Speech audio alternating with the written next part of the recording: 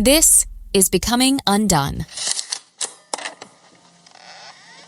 I go insane for the Olympics. And even as I'm working on this episode, the Winter Olympics are on right now. And when I was writing the script, Team USA's men's hockey team was up 5-1 in the third period. And I was trying my best to get some work done in an airport as I was trying to get home. Trying to get work done.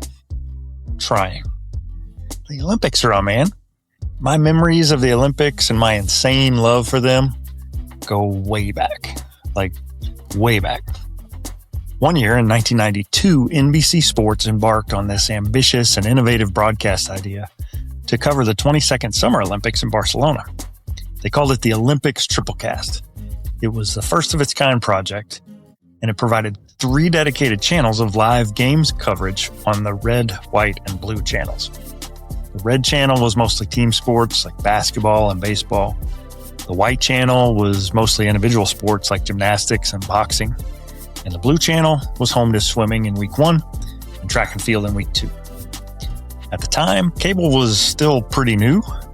Pay-per-view was an even newer idea still. So the Triplecast was considered a groundbreaking idea. For all those who believe in their inalienable right to choose, this summer we present the Olympics Triplecast. 3 cable channels for 15 days, 24 hours a day. It's 9 o'clock and the Summer Olympics are underway. At Jim's place, they're into boxing. At the Lions, basketball. Peg and Dave's, gymnastics. But how are they watching 3 different events at the same time? Introducing the Olympics Triplecast. 3 exclusive cable channels, each televising different events simultaneously. Live with no interruptions. Switch back and forth between events as you please. But to get Triplecast, you have to order the Triplecast. Call 1-800-OLYMPIC. You'll save money, too, because a full day of uninterrupted viewing is regularly $29.95. But if you call now, you'll enjoy 15 days for less than $9 a day. That's a 70% savings. So instead of watching just part of the Olympics, you can choose to see it all, live on 3 cable channels. The choice is yours. The choice is Triplecast. Call 1-800-OLYMPIC now. It was ambitious, if not downright risky. And as it turns out, the whole thing was, at least to the bean counters at NBC, a massive failure. Press releases at the time said that the network expected to sell around 2 million subscriptions for anywhere between $95 to $170, depending on what you bought. Actual sales numbers failed to eclipse 250,000 paid subscriptions. So with NBC paying more than $400 million for the rights to broadcast the games, it was estimated that more than $100 million was lost on what would later be referred to as, quote, the largest sports broadcasting megaflop in history, end quote. Nobody asked me for my opinion on the thing, though. I was a 17-year-old high school senior-to-be at the time. And when I heard the plans for 15 straight days of 24-hour coverage of the games, I couldn't believe my ears. I was going to watch every single minute. My family lived in rural southern Illinois on a 39-acre plot of land that's so remote that whoever lives there today still can't get cable television. And they won't, ever. But we had a satellite dish. It wasn't one of those little 18-inch DirecTV jobs that you'll see. It was a full-blown, like 10-foot diameter, white fiberglass monstrosity that looked a lot like what scientists use these days to scan for evidence of life on other planets. We'd mounted it about 100 feet from my house in order to get a clear shot of the horizon and to get us channels that otherwise there was no way we would have been able to get from our house on the outskirts of civilization. When it was first installed, that dish had a manual crank jack that would let you point it to different satellites in the sky. And each satellite was home to different channels. So if you wanted to change the station, it was literally a 3-person job.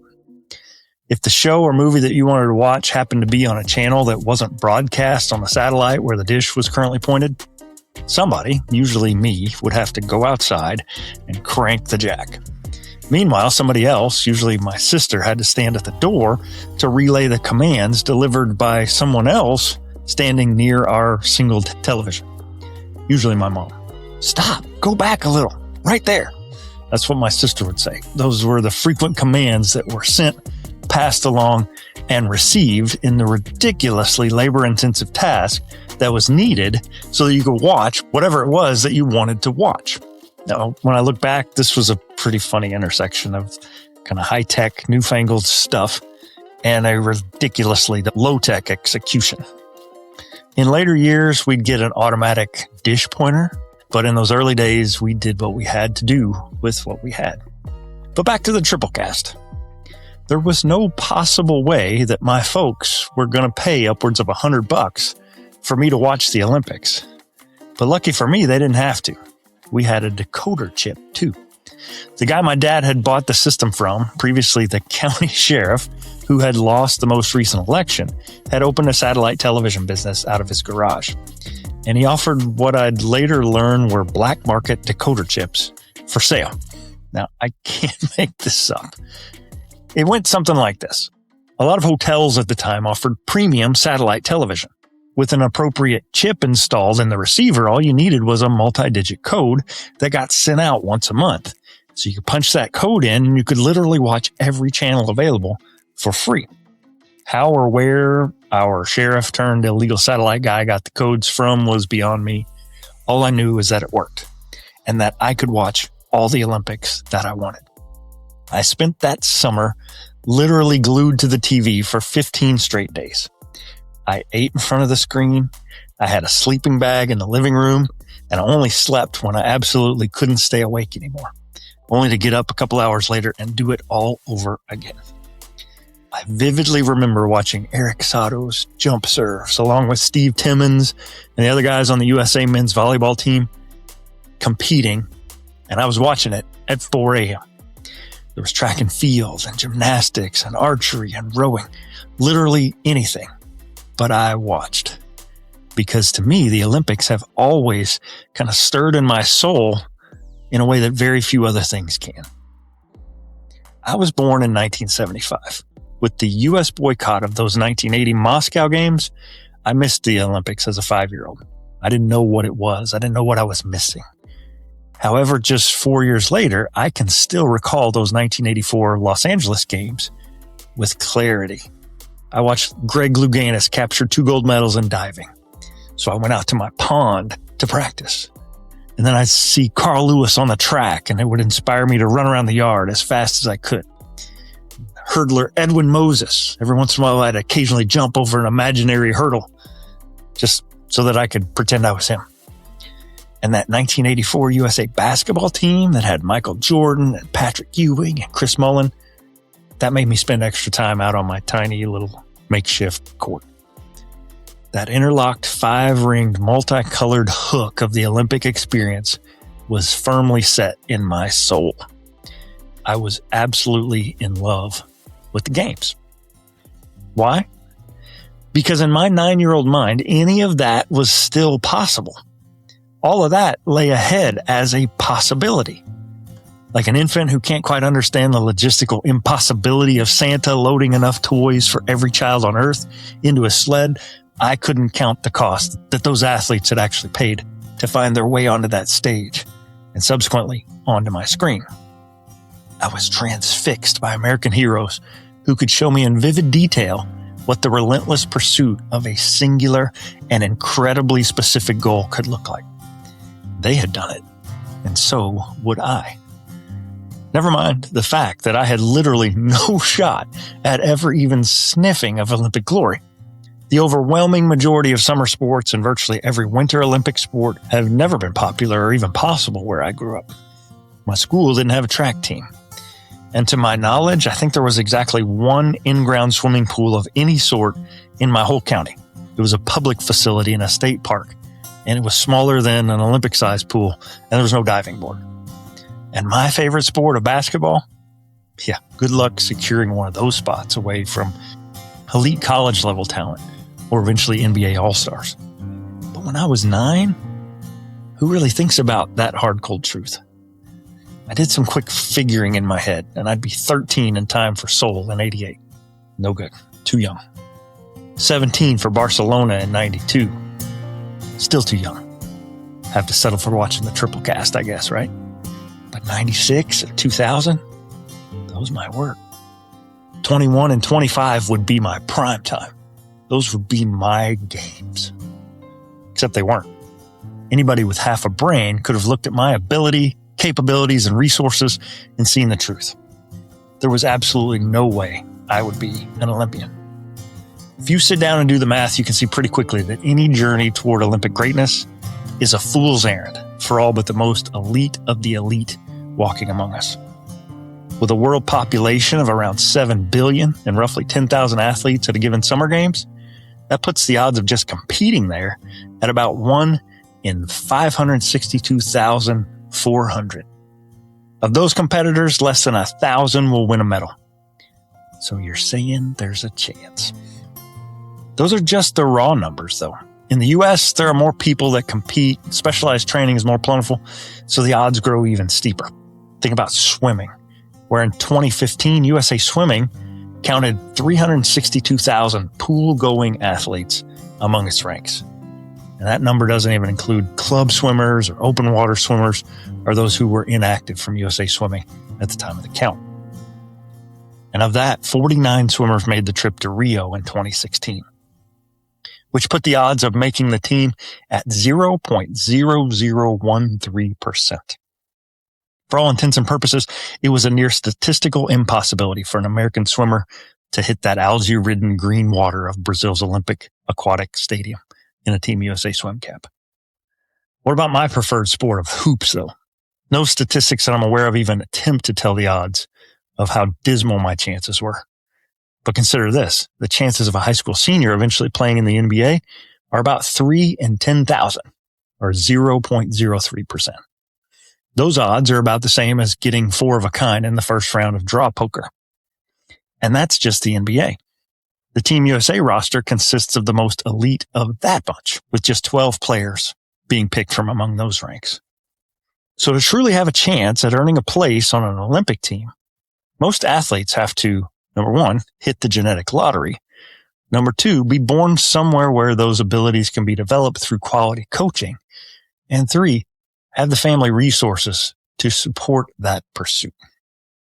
I spent 2 years working with Division I college gymnasts when I was a graduate assistant athletic trainer at the University of Arizona. And college gymnastics is a sport that's fundamentally different from most every other college sport. How, you might ask?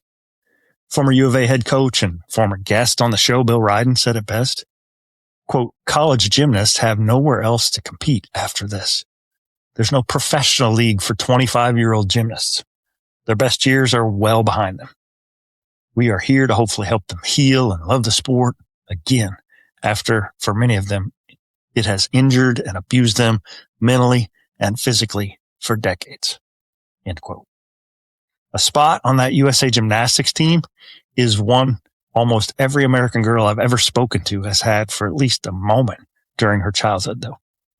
And I'd guess that such is possibly due to the young ages and smaller statures of those athletes that make it seem tailor-made for little girls. So while that timing may be different for athletes in other sports, the end result is the same. A relentless pursuit of that elusive glory can chew you up and spit you out. It can break you. And for many, it does. And it leaves scars that refuse to heal. So that's my backstory. Why I love the Olympics. And also why over the years I've grown more uncertain and uneasy with what I love the most. When I see athletes devote their entire lives, pouring everything they have financially and physically and psychologically into that single dream, it seems unhinged to the most conservative among us.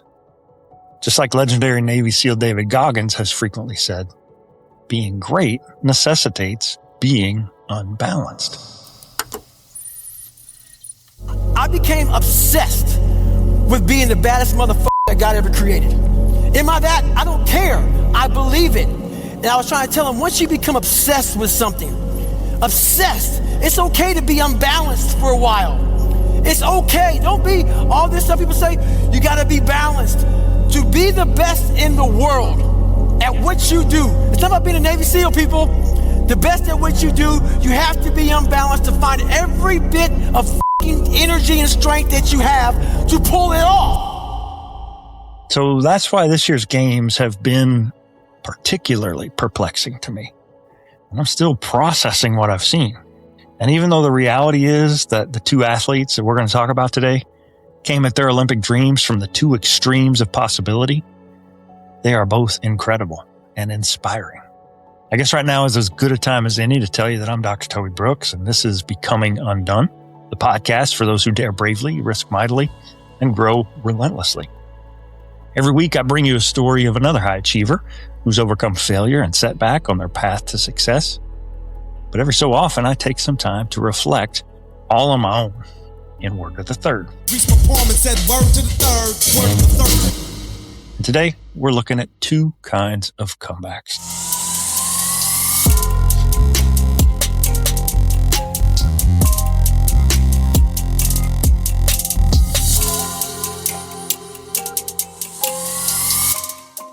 We'll be back after this quick message. Have you ever looked in the mirror and thought, what in the hell just happened to my life?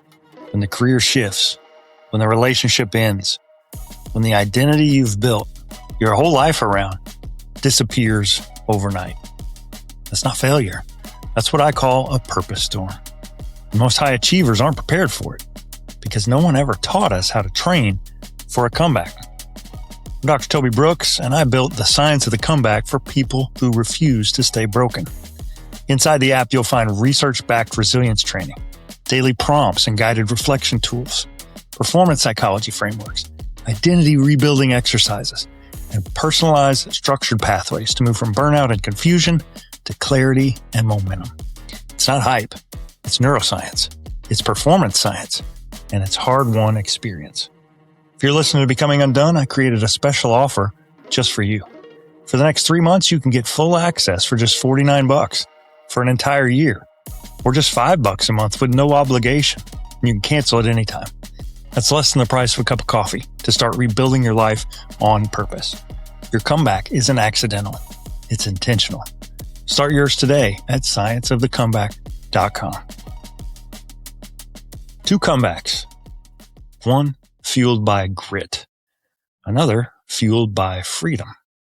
And sometimes they look exactly the same from the outside. At the 2026 Winter Olympics, we saw both. First, Lindsey Vonn. Battered, surgically repaired, criticized, relentless, chasing another gold medal after tearing her ACL, only to break her leg in a separate crash.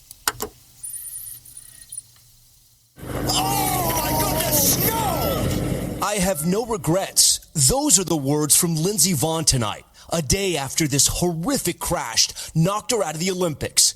Vonn posting on Instagram, she suffered a complex tibia fracture that will require multiple surgeries to fix.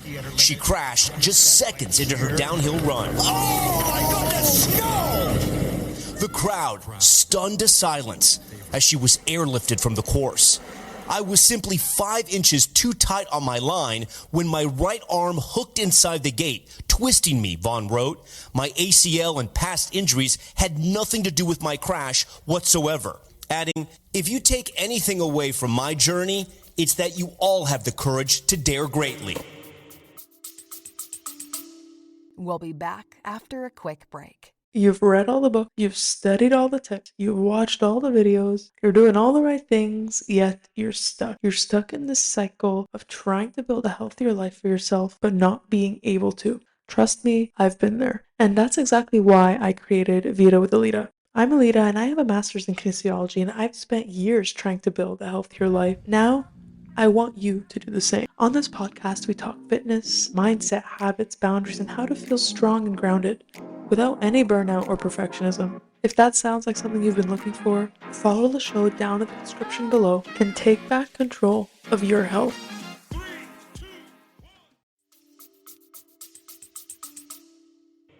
Secondly, Alysa Liu, a prodigy who walked away from the sport at 16 because she was burned out, but then returned years later, skating with joy and swagger and something she'd never had before: ownership.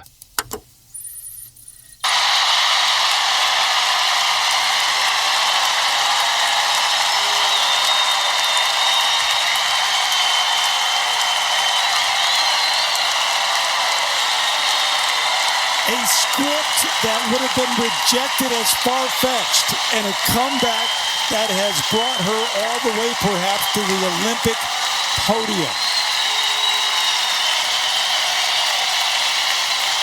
It is like she's just playing on the ice, not even performing anymore. The joy, the passion, and she's figured out how to compete without carrying the weight of it. 2 elite athletes. 2 comebacks, 2 completely different internal engines. If you're a high achiever, listening to this, their stories aren't just sports headlines. They're mirrors. Let's start with Lindsey Vonn. Torn ACL, public criticism, doubts everywhere. And she comes back anyway. That's grit. That's resilience. That's the DNA of a champion. And I'll tell you what I felt while I was watching it all unfold. I was inspired. But after that injury, I was heartbroken. Because in a way, certainly not on such a grand and public stage, I've lived that version of the comeback. Maybe you have too. That one where your identity is so welded to performance that stopping feels like dying. A lot of high achievers don't just compete. We attach meaning to it. Lindsey didn't just ski. Entrepreneurs don't just build businesses. Leaders don't just build teams. We become the thing. And when your body breaks, or your role changes, or the scoreboard shows all the zeros and you've lost, it doesn't feel just like losing. It feels like evaporating, like disappearing, like who you were has died, and all that's left is a shell looking for purpose. From a performance science perspective, we call this identity foreclosure. It's when your self-concept becomes so narrowly defined by achievement that you don't know who you are without it. So what do? You do what Lindsey did. You chase one more medal, one more promotion, one more season, one more proof point. And Vonn's grit, it's real. And honestly, it's admirable. But it comes with an edge. Grit without refined purpose can pretty easily become self-destruction. It's not because you're weak. It's because you're wired to win. Lindsey took to the slopes in Cortina with a decimated ACL for sure. But without a doubt, the iron-walled heart of a champion. Now let's talk about Alysa Liu. Alysa Liu was a teenage phenom. She was the future of U.S. figure skating. And then, at just 16, she walked away. To the world, it looked like quitting. But I would tell you, that's a purpose storm. It's when your talent outruns your identity. When the world sees you as nothing more than a medal, or not. But you don't see yourself at all. Burnout isn't just exhaustion. Lots of times it's misalignment. It's when what you're doing no longer matches who you're becoming. Overwhelmed, burdened, crushed under the weight of expectations, not only from everyone around you, but from within as well. So Alysa stepped away. She willingly chose what we all thought was to let her career die. In the high achievement world, that's sacrilege. It's irrecoverable. In some places, it's unforgivable. But then she came back. Slowly at first, and in a way that destroyed the tired ideas that if you're a serious athlete, then literally everything you do has to be focused on just one goal. But this time, it didn't. She was back, but she was liberated from the weight of expectation and the chains of identity tied to outcome. 2 years ago, if someone would have told you this was going to happen, you would have laughed. And that's what she has done all the way through this comeback. Laughed, and it's been pure joy. It's unlike most anything I've ever seen in an athlete at a high level. I can remember being crushed by my performance on the court when I didn't play well, by my performance in the classroom when I didn't test well. Heck, I think it was just 2 years ago, I spiraled into a deep depression when I failed a certification exam. I'd never failed a test like that in my life, and I didn't even need it, but the failure felt like this indictment of my abilities as a human being. But Alysa chose to embrace her inner punk rocker. She threw up 2 defiant middle fingers to all the pressures and expectations that had made her so miserable, and she decisively chose to skate just for her. Then this happened. Oh, yeah. Podium bound.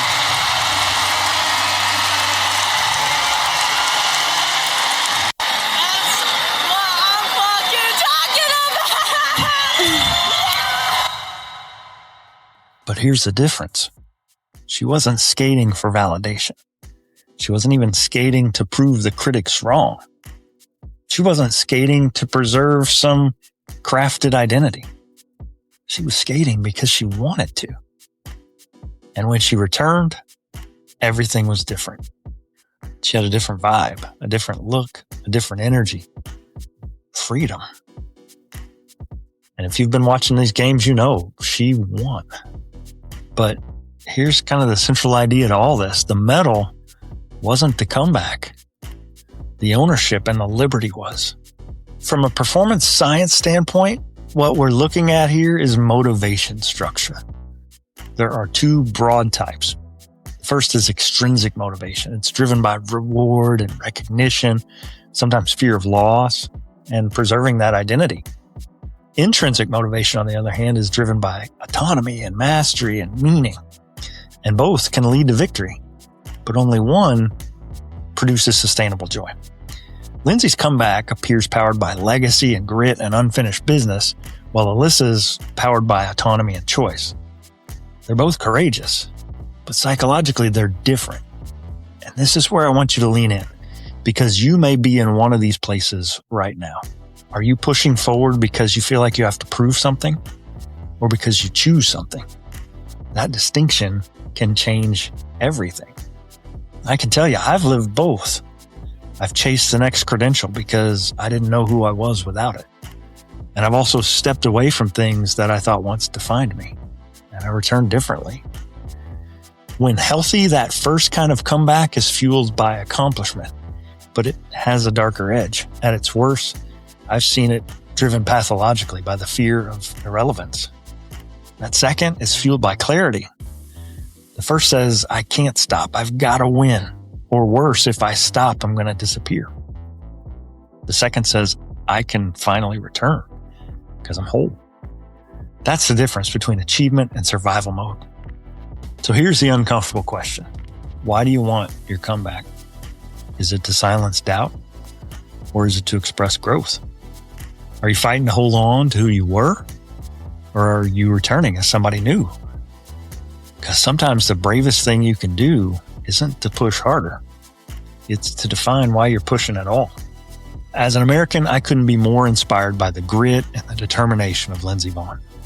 As a competitor, and even as a sports medicine professional, I'm amazed by the unbelievable toughness and sheer will that it took for her to even take that mountain. Grit is powerful, and Lindsey is 1,000% grit. And Alysa is no less inspiring, but for entirely different reasons. Her freedom. Freedom is transformational. And if you can combine both of those, that's freaking unstoppable.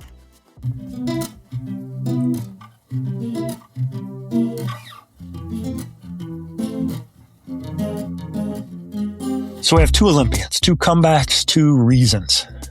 One destroyed her leg, shattered it, chasing her legacy. One reclaimed her joy, choosing autonomy. Both are freaking courageous, but only one looked free. If you're navigating a purpose storm right now, burnout, identity loss, reinvention, don't just ask whether you can come back. Ask why. Because comeback isn't about winning again. It's about returning with a different reason. And when you do that, you don't just perform better. You become whole. This is becoming undone. And sometimes the most powerful comeback isn't who you were. It's who you were meant to be.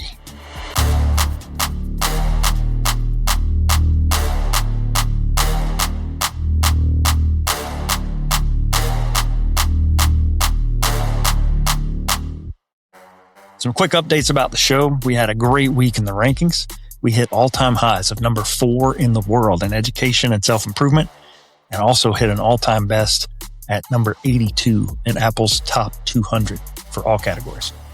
If you want to follow along and see the progress for yourself, you can now go to undonepodcast.com/rankings and cheer me on. My goals for 2026 were to stay in that top 5 in the education category and hit top 100 across the board. So before the end of February, we did it. Now on to aim for number 3 and get inside top 75 in all categories. Who knows? With your help, we can do it. If you'd be so kind as to share the show with a friend and leave a comment for a review, I'd really appreciate it. If you're looking for specific support and direction as you navigate a purpose storm of your own, check out my website at tobybrooksphd.com. I offer personalized coaching, podcast guesting, inspiring keynotes for your event. And for less than a cup of coffee a month, you can check out scienceofthecomeback.com, where you can find my app to support your growth and reinvention. And as always, if I can help you, let me know, and I'll do everything I can to help. Coming up on the show, I'm working on some exciting new episodes, including a follow-up with former guest Roger Light, whose life has undergone some tragic changes since our last chat on the show. He isn't done yet. Then I've got former Australian fighter pilot Christian Bubukosas, whose pivot following a storied military career has him speaking to C-suite executives and others, leading people, leading impact, and leading in the moment. This and more coming up on Becoming Undone. Becoming Undone is a Night Tribe creative production, written and produced by me, Toby Brooks. Tell a friend about the show, follow along on Facebook, Instagram, and LinkedIn at Becoming Undone Pod, and follow me at Toby Brooks, PhD, on Facebook, Instagram, and LinkedIn. Check out my link tree at linktr.ee/Toby Brooks, PhD. Listen, subscribe, and leave me a review at Apple Podcasts, Spotify, iHeartRadio, or wherever you get your podcasts. Till next time, keep getting better.